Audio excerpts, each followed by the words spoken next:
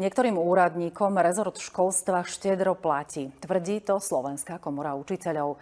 Ide najmä o riadiacich pracovníkov Národného inštitútu vzdelávania a mládeže. Ten vznikol zlúčením štátneho pedagogického ústavu, metodicko-pedagogického centra, Národného ústavu certifikovaných meraní a Juventy.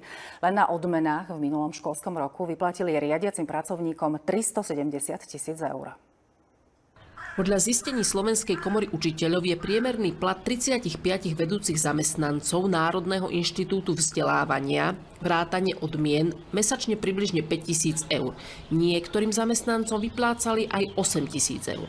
Pritom najvyššie finančné ohodnotenie nedostával riaditeľ. Len na odmeny išlo za posledný rok vnímame okolo 370 000 eur. Porovnali sme to aj s inými rozpočtovkami, ako je napríklad Inštitút odborného vzdelávania alebo štátna školská inšpekcia, kde sú rádovo o 1 000 eur až 1500 eur nižšie tie priemerné platy a oveľa nižšie, aj 10-násobne nižšie odmeny. Národný inštitút vzdelávania v súčasnosti zodpovedá napríklad za kurikulárnu reformu na základných školách, za testovanie deviatakov či kvalitu postgraduálnej prípravy učiteľov. Neexistuje žiaden seriózny monitoring kvality vzdelávania. Tá skúsenosť učiteľov je, že tie vzdelávania sú častokrát nízkej kvality. Jednou z úloh inštitútu vzdelávania je aj systém atestácií. Vďaka nim učitelia môžu získať vyšší plat.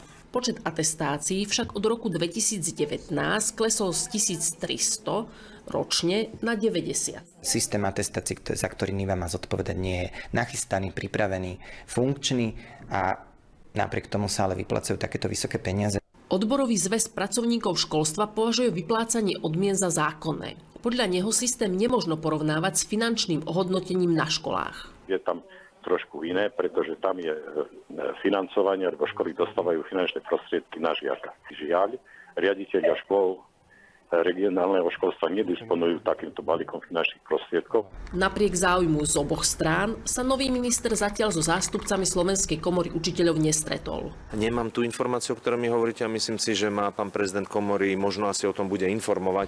Napriek tomu, že nám komunikačné oddelenie Národného inštitútu vzdelávania prisľúbilo reakciu, do uzávierky sme žiadnu nedostali. Natália Krížová, RTVS.